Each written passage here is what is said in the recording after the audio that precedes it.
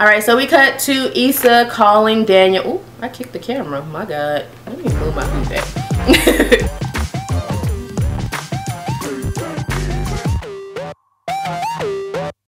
What is up, y'all? It's your friendly neighborhood homegirl Shay, and I am back for another Shay Takes.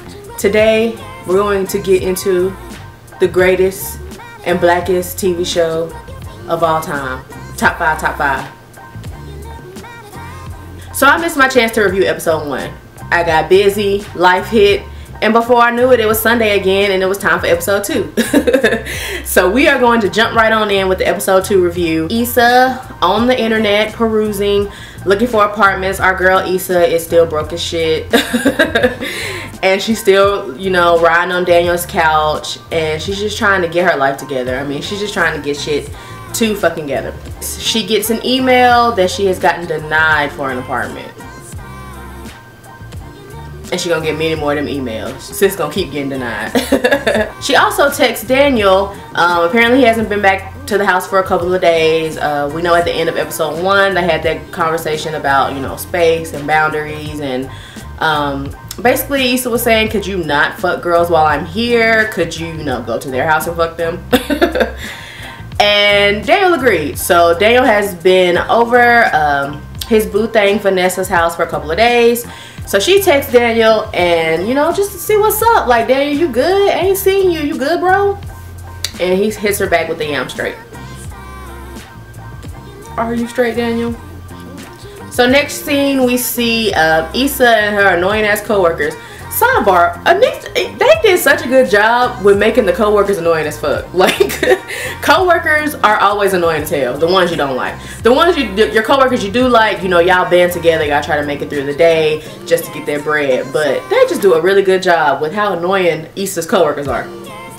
So they're all sitting around the table discussing how racist the "We Got Y'all" logo is. The "We Got Y'all" logo is basically a white hand holding up black children, and they are sitting around having a powwow trying to figure out what they can do to switch up this logo to make it less racist and more inclusive. So everybody's around the table giving their 2 cents, and one of Issa's co-workers says, whatever Issa thinks is probably right. And this is when we get into being the only black face in the office. This spoke to me. This resonated with my spirit, my whole entire being. I am a nurse, so there's been plenty, if not all, instances where I have been the only black nurse on the floor, where I have been the only black nurse in the company, where I have been the only black face, period. They did a really good job with that scene, because that's really just how you feel. Like, you're the only black face in the room and all the white people are looking at you like, well, what do you think we should do, sole black person? So Issa responds to what her coworker says with a very generic and leave me the fuck out of it response. Basically just saying, you know, thanks for including me, but thanks but no thanks. Next we cut to Daniel in the studio with his niece. I love the little girl that got to play the niece. She's so cute. So she's in the studio with he's in the studio with the niece. This is just another funny scene. The niece is basically telling him that his music is trash. That he doesn't have enough boom bap in his music, child. We trying to twerk. What you doing, Daniel? We ain't nobody trying to think. We trying to twerk. Daniel's homeboy comes in, and he was supposed to bring this artist Spider to the studio that Daniel has been trying to work with. Of course, Daniel's homeboy comes through without Spider. Ain't no Spider in the vicinity, nowhere whatsoever. So his homeboy tells him that Spider's not coming, and that to meet up with Spider, he's gonna have to go to the club to Spider's performance and catch him there. Daniel ain't happy about that. I wouldn't be happy either. You should have brought him to me. I don't want to go to the club. Shoot, I got a studio for a reason. I have Issa at Kelly's office. I'm assuming Kelly's some type of financial manager or banker or something like that. Work, Kelly, work, work. Kelly is actually my fave. Kelly is so hilarious. She's always coming through with that reel. And she continued to give Issa that real. She was trying to tell Issa, honey, your credit score is in the pits. Man, they panned their camera on that damn computer screen. Issa's credit score was 425. It be like that, sis. It really do be like that. With that low of a credit score, Kelly is trying her best to kind of work with Issa and let her know exactly what she can do to stop being a broke bitch on Daniel's couch. This is where we find out that Daniel is actually letting Issa stay there rent-free. Kelly's like, girl, what did she say exactly? I wrote it down. Kelly said, don't look a gift horse in the dick. Like, Issa, you getting over, but at this point in time, with how broke you are, you need to continue getting over, because, girl, ain't nothing gonna work. So, Issa finds out she's still poor, and she's gonna have to stay with Daniel a little while longer. Daniel and Vanessa. So this is the first time we see Daniel actually in Vanessa's abode, more so than them just, you know, smashing cakes in in Daniel's abode. And you know, they're in the bed and they're talking about, they're in the bed, they're chatting, and the first thing I notice is that they have zero chemistry. Like, they have no chemistry whatsoever. Vanessa's like worried about light skin love. Daniel's trying to invite her to the club. She's like, I don't really fuck with the club, but I'm about to go to Sky Bar. So you kind of see that the chemistry between them isn't very, very strong. And then Vanessa is slightly perturbed, as she should be, that Daniel has a girl sleeping on his couch, that he has a romantic relationship with, or a previous romantic relationship with. And so she kind of brings that up in the petty way that us women do sometimes. She's not very comfortable at all with Issa sleeping on the couch. Alrighty, next scene, we cut to Issa eating lunch with her annoying ass co-workers again. They're still being annoying as hell. One of them is talking about being on a dessert diet. The subtleties of this show, like, they have so many subtle moments that are hilarious. That dessert diet had me dying. Because your coworkers really will come in, because your coworkers really will come into the break room eating all type of crazy shit, and you'll be like, what in the hell, are you eating hay? What the bitch, are you eating cotton balls? Yes, I'm on a cotton ball diet. It's gonna speed up my metabolism and soak up all my fat. While they're having this annoying ass lunch, one of the co-workers makes a sly ass remark that woulda, if it was me, bitch, you woulda got this peanut butter and jelly sandwich thrown in your face, boo, because she tried it. One of the co-workers makes a sly remark and says basically that nobody was complaining about the logo before, and if somebody had a problem with the logo, they should have complained from the beginning and not start complaining now. Basically saying that if Issa or any other black people thought the logo was racist, they should have said that from the beginning instead of trying to change it now. Issa basically gets her together and says that she doesn't want to be the champion of the black cause just because she's the only black person in the office. And her gay co-worker says, you know, I'm the champion for the gay community here. I'm the only gay person. You have to be the champion for the black community. It's sad but true. That's how it be in these workplaces, for real, y'all. They be just having one black person, then be looking to the black person for everything. Be looking to the black person for how to cook chicken. Be looking to the black person for what's racist. Be looking to the black person to teach them dance moves. Be looking to the black person to just get them a new hairstyle. Like, sis, I just want to work too. Like, I didn't come here to champion the black cause. I'm trying to get this paper, the check. Run me my check. Put some respect on my check. So Issa calls Daniel just to kind of warm him up to the idea of her staying around for just a little bit longer. At this point, Daniel just finished having a conversation with Vanessa. She ain't cool with it. So Daniel lets Issa know she got a week. Issa then goes and talks to Joanne about hiring some more black people, or at least people of color, for their program. The program is called We Got Y'all. We're reaching into these impoverished minority communities, mostly black, Hispanic communities, but there's only one black person in the office. So it looks weird, it looks crazy that y'all trying to come help all these brown kids with no brown people, with no brown workers to help them. So Issa brings us up to Joanne and offers her help. I'm personally waiting for Issa to get the fuck out of Dodge.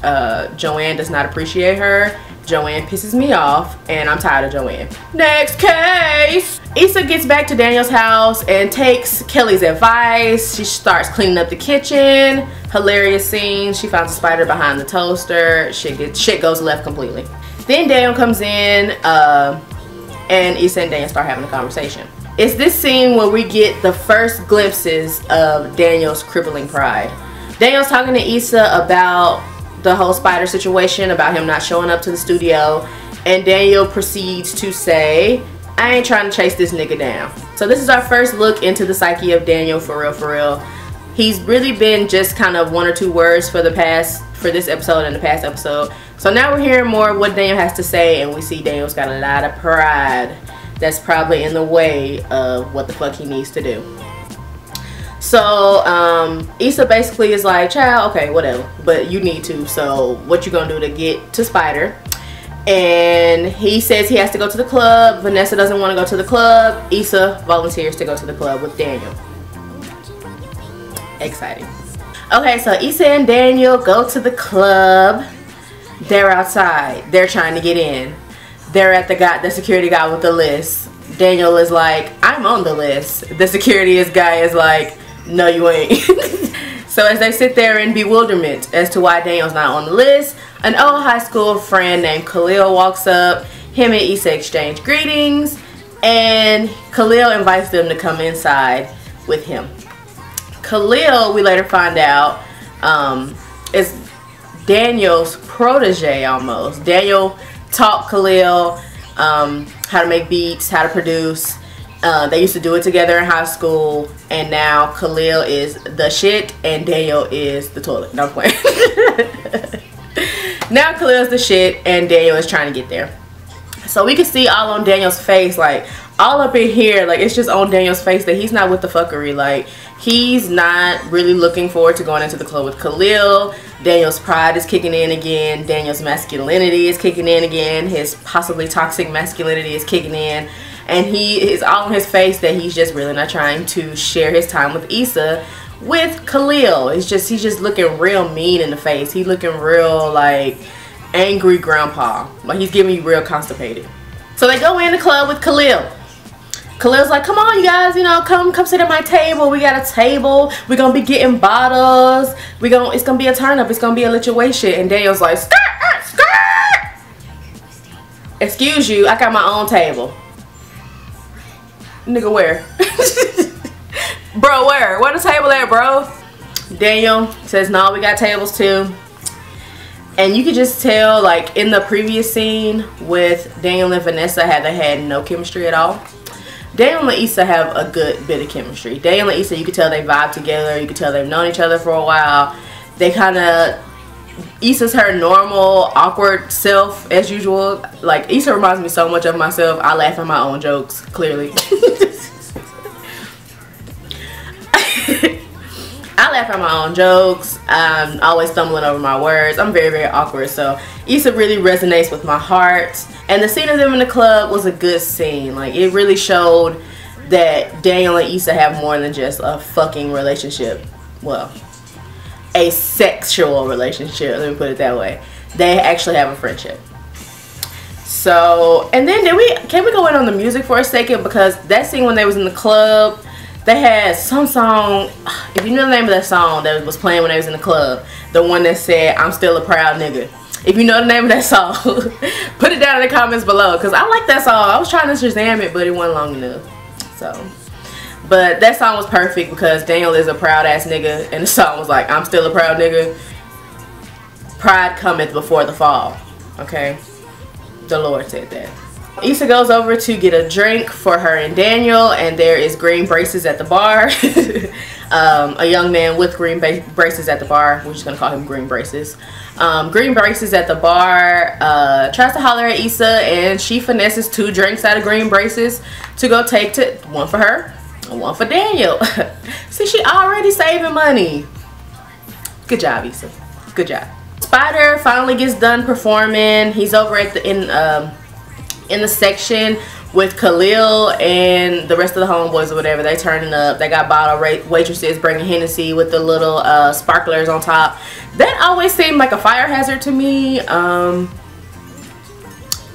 Do sparklers not catch other things on fire? Like, I feel like if you're a bottle girl and you got any type of hair that is easily flammable, any type of synthetic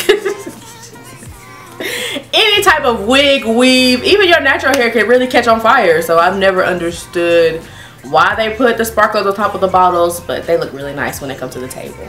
It makes you feel fancy. And Issa convinces Daniel to go over and talk to him.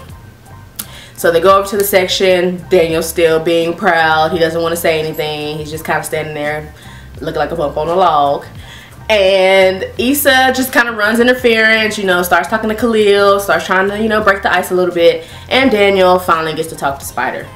The conversation did not really go as planned. Spider really was looking like he wasn't really feeling it. He said that Daniel's production was just cool. It was alright, pretty much.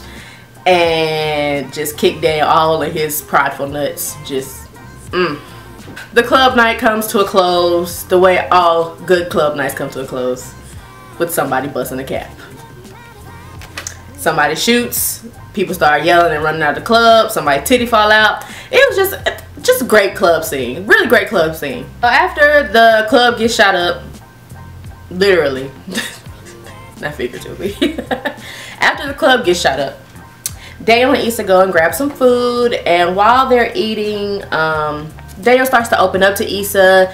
He starts to explain how he was Khalil's protege. I mean, how Khalil was his protege, excuse me. And he basically taught Khalil everything he knows. They was on Fruity Loops together back, yeah, I remember Fruity Loops back in the SpongeBob, not SpongeBob, back in the Soulja Boy days. So they was on Fruity Loops and stuff together. And he just kind of feels like Khalil has really took off, and Daniel feels like he's, you know, just being kind of stagnant. Issa opens up as well, talks about, you know, how good Daniel is at what he loves. He has a passion. Issa feels like she doesn't have a passion right now, and she's, you know, she's a bit envious of Daniel that he has that, something that he loves to do, something that he's passionate about, a craft, whereas she just got, we got y'all, and trying to stay out of Joanne racist ass way. After their heart to heart, Daniel tells Issa that he likes having her around and that she can stay as long as she wants, for as free as she wants. Issa then asks, what about Vanessa? To which Daniel responds, it's my house. This is gonna become a problem, and I can't wait for it. I'm here for the mess. Daniel and Issa back at the crib, and Daniel has his first moment where he lets his pride fall to the wayside. He breaks down, he tears down the walls of masculinity, and he calls Khalil. Great job. Great job. He calls Khalil, you know, basically sets something up. Can you listen to my stuff? What's good? You want to meet up in the stew? It's a wrap. See how easy? Just a phone call, Daniel. That's all it took. One. Boop. Hello? Yes, Khalil. You trying to hear these beats or no? Daniel and Issa start to get very, very cozy at the crib. Daniel's giving a little back massage. Daniel has opened up his bed to Issa. Issa pulled the old, my neck hurting from sleeping on the couch. And Daniel happily obliged to let her sleep in the bed with him. And the episode closes with Daniel and Issa vibing out to some of Daniel's tracks. We didn't see Molly this episode. Still haven't seen Pregnant Friend, Amanda Seales' character. I can't remember her name right now. We still haven't seen her. I'm ready for that tea because I still feel like that baby is not her husband's, but we gonna see. I'm ready for the mess. But yeah, guys, so that was Insecure episode 2 of season 3. The name of the episode was, hold on, I have it in my notes, Familiar Like. Let me know what you guys think about these reviews. If you want to see more of Insecure reviews, let me know some other shows that you watch that you would like me to review. Like, comment, subscribe, all the things I'm supposed to say at the end of the video. Share my videos with your friends, share my videos with your enemies, but share my videos. Until next time, guys, deuces.